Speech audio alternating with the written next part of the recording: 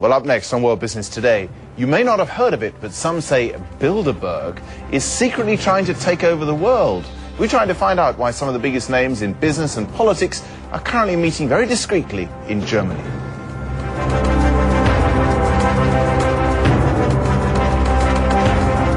Conspiracy or cozy talking shop? The Bilderberg Group is meeting in South Germany this week, at least according to the Financial Times, which says a group of powerful men and women will debate the future of the world. The paper says the steering committee of Bilderberg includes Deutsche Bank boss Josef Ackermann, Nokia CEO Jorma Ollila, Daimler Chrysler's Jürgen Schrempp, and outgoing World Bank President James Wolfensohn. I asked John Ronson, who has written about Bilderberg, what it really is. Bilderberg is a meeting of powerful centrist industrialists and politicians. They always meet in secret once a year in a five-star hotel with golfing facilities, and they've taken on the image for conspiracy theorists of the fabled shadowy cabal that secretly rules the world. Are they? Well, yes and no. I mean, they're a bunch of powerful people. They meet in secret. They say we meet in private, which isn't quite the same thing, is it? It's not quite the same thing. I do think that by and large, many members of the Bilderberg Group actually see themselves in much the same way as the conspiracy theorists see them, as this shadowy cabal out to, if not to rule the world, but to influence world events. What would they see as their purpose then? I mean, presumably it's a good get-together of powerful people. They don't often get a chance to meet away from the glare of the press. One could understand why they might want to have a private chat. Yeah, and that's certainly got something to do with it.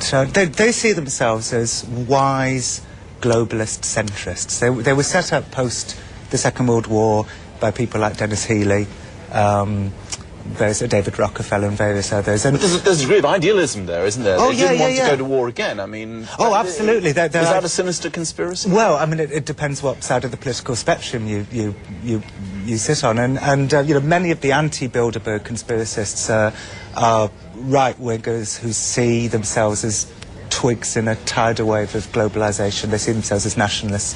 And they think the idea of a world government, which is what Bilderberg is into, by and large, the idea of a one-world community, a new world order. You know, they see that as... They see themselves as a government as opposed to a group of world leaders or people with influence at a global level who are talking about global issues, do they? They see themselves as headhunters. They'll get an up-and-coming politician who they think may be president or prime minister one day, and as globalist industrialist leaders who believe that politics shouldn't be in the hands of the politicians, they try and influence them with wise words in the corridors outside the sessions. Should they be more open? I mean, should they come and sit here and do an interview with me and explain what they're doing, or talk after their meeting about what they've decided, even if they don't invite us along as journalists beforehand or during? Well, Bilderberg's secrecy, I think, harks back specifically to Henry Kissinger, who, you know, in quite a silly way, I think, loves the idea of being this shadowy, secret figure. And it was Kissinger, as a founder member of Bilderberg,